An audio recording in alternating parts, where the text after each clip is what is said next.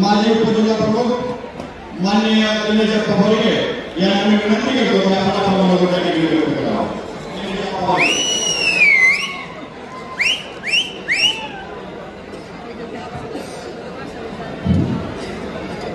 माननीय शिक्षकांची जिम्मेदारी याच्या प्रकारात उपस्थित असलेला नम्रता शिक्षकांची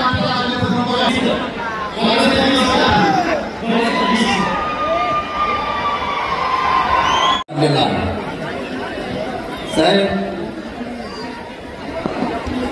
आज आपण इथं आलेला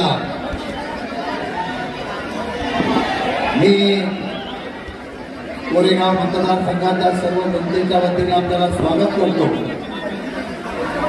आणि स्वागत करत असताना माझ्या असलेल्या सर्व समोर बसलेल्या माता भगिनींना आणि कार्यकर्त्यांना विनंती करतो। साहेबांनी एक शब्द वापरला, शशिकांत कसल्याही परिस्थितीमध्ये कोरेगाव विधानसभा जिंकली पाहिजे।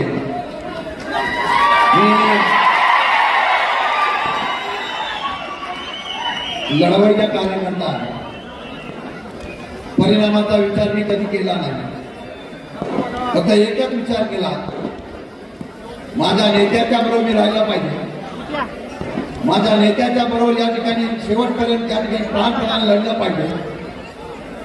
लोकसभेला आदेश आला, 20 दिवसात निवडणूक लढवली।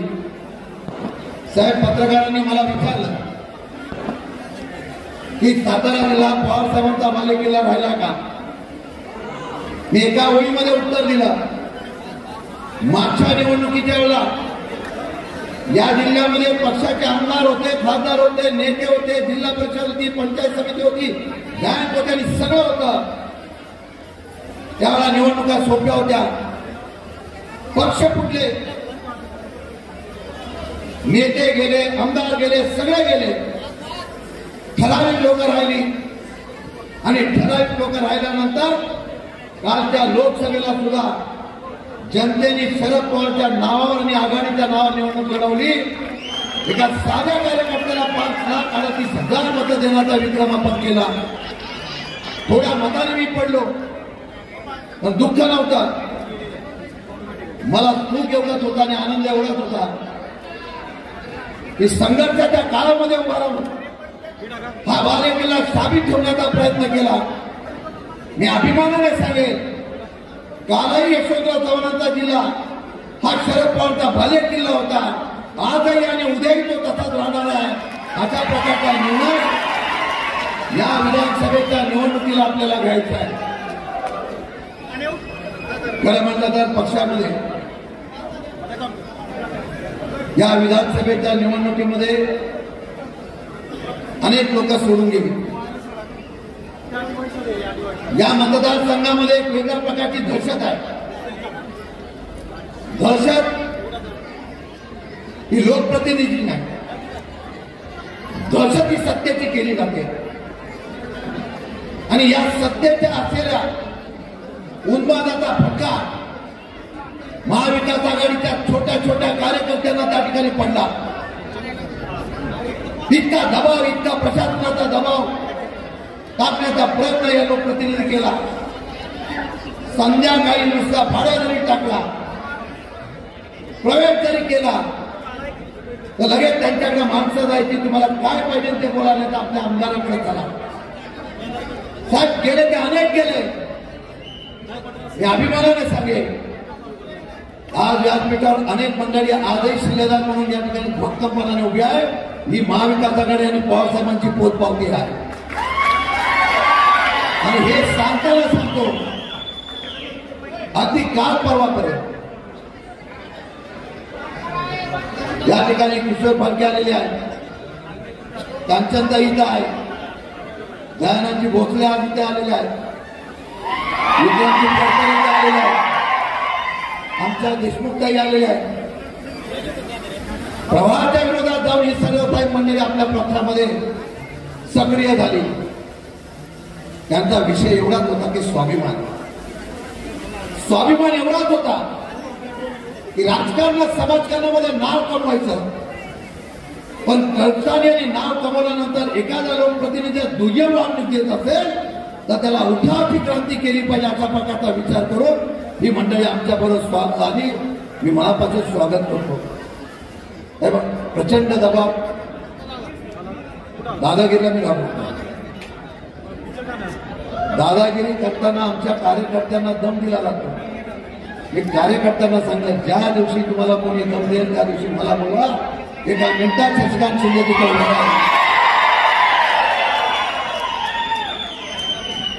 पण अजून एक आनंदाची गोष्ट झाली. शालिनीताईंनी मला पाठिंबा दिला. 10-15 वर्ष मी पक्ष आणि सर्वांची निष्ठेने राहिलो. शालिनीताईंच्या परवा मला त्यांनी बोलून घेतलं. साहेब अगदी हृदयापासून सांगतो, ताईंनी खद्द व्यक्त करताना डोळ्यातून अश्रू काढले. त्या एवढ्याच म्हणाल्या की एवढ्या मोठ्या नेत्याला माझ्याकडून मागच्या वेळा त्यांच्यावर टीका झाली, पण आज या महाराष्ट्राला शरद पवार साहेबांची गरज आहे असं सांगणाऱ्या शालिनीताईंनी पहिला पुढे काढला. आणि अभिमान आहे की अशा प्रकारचा नेता आम्हाला लाभला आणि तुम्हाला लाभला. परीक्षा तुमची आमची आहे. परीक्षा तुमची आमची एवढ्यासाठी आहे, या विधानसभेला या निवडणुकीला आपल्याला कोणत्याही परिस्थितीमध्ये ही निवडणूक एवढ्यासाठी जिंकायची आहे.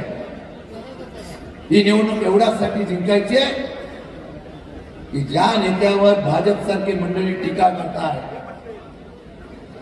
त्याचा उल्लेख मगाशी केला. महाराष्ट्राचा नेता, देशाचा नेता, कालपर्यंत ही मंडळी गुरु मानत होती.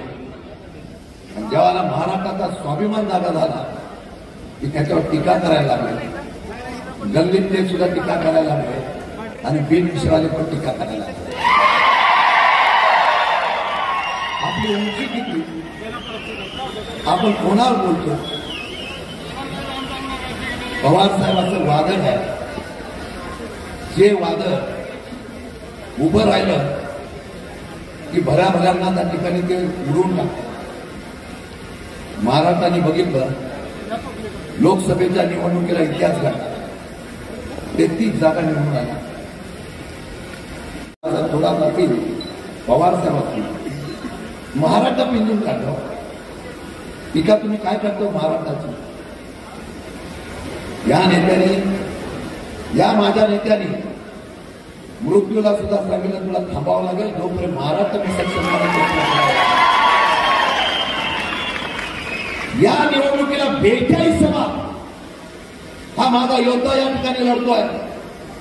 42 सभा घेऊन या महाराष्ट्रामध्ये परत एकदा पुरोगामी आणि यशवंतवानाचा विचार उभा करण्यासाठी झटपटतोय.